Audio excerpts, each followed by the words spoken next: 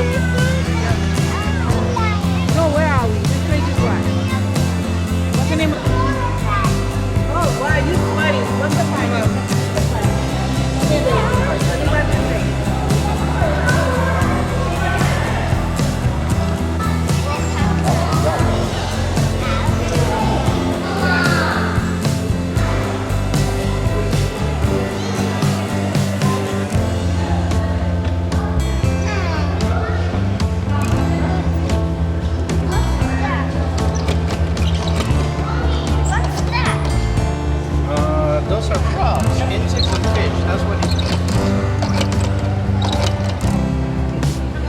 Look at it. Look. It's like dancing.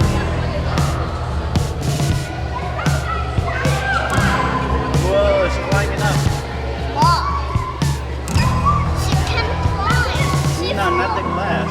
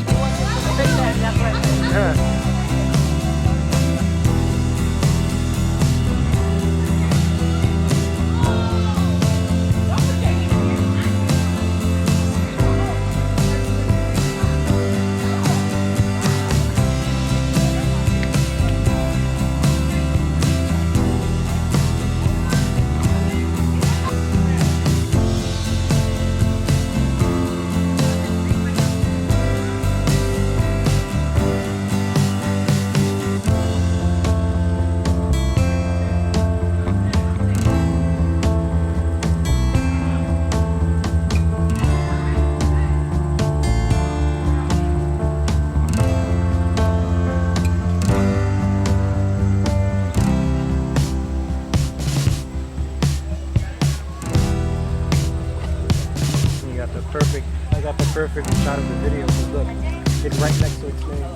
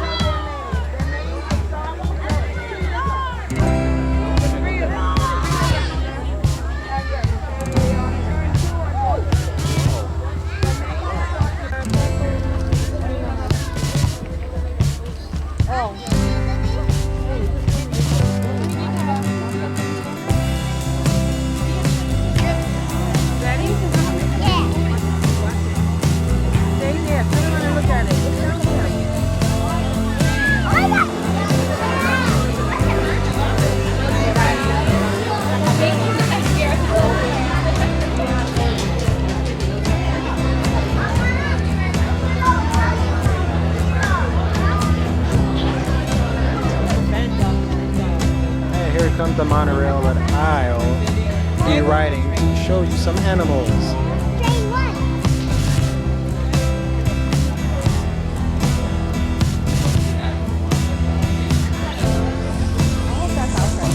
Society. We are dedicated to saving wildlife and wild places around the world. Today I'm going to be taking you on a wildlife tour of Asia, which will include India, China, Cambodia, Nepal, Pakistan, and Indonesia, all without ever leaving the Bronx. And we begin our trip by crossing over the Bronx River. The Bronx River is 23 miles long. It's the only freshwater railroad in the city of New York. It provides a habitat for ducks, turtles, fish, migrating birds, and the occasional basketball. Now, Asia is the continent with the largest number of deer species, and it is well known for its deer diversity. Now, at this time of the afternoon, the animals in our first exhibit have all migrated down to the left, and we'll catch up to them in about 8 to 10 minutes, but I will describe them now. We have the spotted axis deer, which has been exhibited at the Bronx Zoo since 1899. It's one of the few deer species that are born with spots and keep their spots for their entire lives. Most other deer lose their spots as they mature. Axis deer are native to India and Sri Lanka. We have the black buck antelope, which are native to India, Pakistan, and parts of Nepal. They're the smallest antelope in Asia. They only stand 2.5 to 3 feet tall. A mature male will have a dark chocolate brown coat with long spiral horns, while immature males and females are tan and white in color. And last but not least is the Barasinga deer, which is a large honey-colored deer native to India. In the Hindi language, the word Barasinga means 12 tines, because the males can have 12 to 14 points in their antlers, and they're also known as swamp deer. Now we'll see all 3 animals in about 8 to 10 minutes. In the meantime, the huts we're passing represent an important conservation story involving the Barasinga deer. In 1970, there were estimated to be only 66 of the Barasinga deer remaining in central India. But this population was saved by the cooperation of the local Indian community. Like the shacks you see here, there were many small farms using space in and around India's Kanha National Park. These people were coming into contact with the deer and the tigers that were also living there. Through cooperation with the Indian government, local communities agreed to relocate their villages. By moving, the farmers still had land to farm, but the tigers and their prey got more room to roam. Like the dinosaur and the dodo bird, we all know that a species that is extinct is lost to us forever. The next animals we're about to see were on the brink of extinction. In fact, the Mongolian wild horse was extinct in nature and could only be found in captivity. Now, the Mongolian wild horse is the only 2 species of wild horse that is alive today. And its appearance differs from the domestic horse. It has a stockier build, shorter legs, and an erect mane, which resembles a mohawk haircut. And that mane is also missing a forelock, the piece of hair which normally falls in front of a domestic horse's forehead. Captive breeding of the Mongolian wild horse began with a group of 28 horses in 1901. The Bronx Zoo received its first horses in 1902, and we have maintained our herd ever since. The horses you see here today are directly descended from the original horses from back in 1902.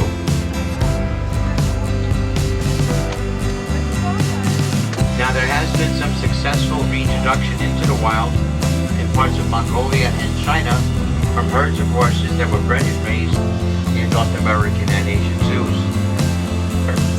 But they are threatened by the loss of habitat and by diseases they can catch from domestic cattle. The Bronx Zoo participates in a program that helps these animals, and here's a little bit more information for you. Here at the zoo, we help Gower and Brow antler deer and many other species by participating in cooperative zoo management programs. In the wild, tigers prefer to eat wild pig and medium-sized deer, and a tiger rewards itself at a fresh kill, eating up to 40 pounds of meat in one sitting. And that would be the equivalent of about 160 hamburgers. Now, the tiger's name is Yuri. He's a 5-year-old Siberian tiger, also known as an Amur tiger. He's been exhibited at the monorail for the last 3 years. He can eat as much as 200 pounds of hay and drink up to 60 gallons of water in one day. And the elephant's trunk is a remarkable tool. It has over 40,000 muscles and a finger like a penance at the end of it that the elephant will use like a hand for picking up small items or throwing dirt at his back to keep insects off. Or an elephant can wrap that trunk around a tree and pull it down with tremendous force. Patty and Maxine are pampered here at the Bronx Zoo. Not only do they have their own private pool, back scratcher, and toys, they also get pedicures and baths. The pedicures are intended to help keeping the elephant's feet healthy. Now the journey ends. Thanks for watching. He's down this way.